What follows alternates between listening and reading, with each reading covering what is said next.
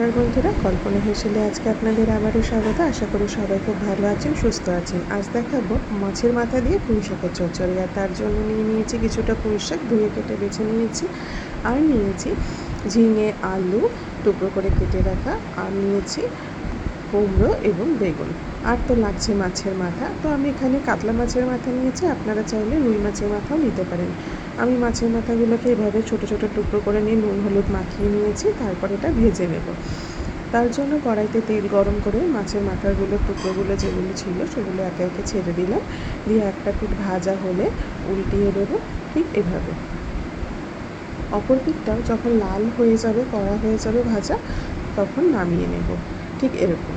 এরপরে চলুন একটা মশলা বানিয়ে নিই। মশলাটার জন্য আমার লাগছে বাটির মধ্যে আমি একটু আদা বাটা নিয়েছি একটু জিরে গুঁড়ো, ধনে গুঁড়ো, আর লাগছে আমার পরিমাণ মতন হলুদ গুঁড়ো।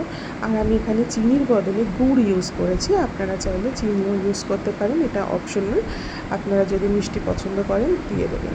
এবার এখানে লাগছে পরিমাণ মতন নুন। এরপর আমি যে তেলে মাছ ভেজেছিলাম সেই তেলেই 5 ফোড়ন এবং তেজপাতা ফোড়নে দিয়ে তারপর দিয়ে দিয়েছি আমি যে মশলাটা বাটিতে রেখেছিলাম সেই মশলাটা, এবং যাতে মশলাটা পুড়ে না যায় তার জন্য কিছুটা পরিমাণ জল দিয়ে মশলাটাকে আমি খুব ভালোভাবে কষিয়ে নেওয়ার পর আমি এখানে সবজিগুলো দিয়ে দেব। সবজিগুলো দিয়ে মশলাটার সাথে খুব ভালো করে কিছুক্ষণ কষিয়ে নেব।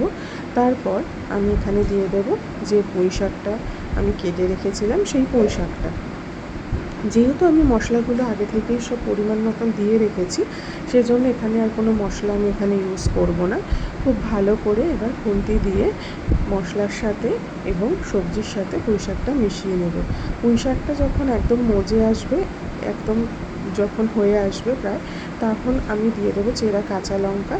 তারপরে এটাকে শুকনো করে নুন মিষ্টি চেখে দেখে নেব। তারপরে দিয়ে দেবো মাছের মাথাটা দেওয়ার পর খুব ভালো করে তরকারিটা শুকিয়ে এলে আমি নামিয়ে নেব। এভাবে একবার করে দেখবেন, খুব ভালো লাগে খেতে।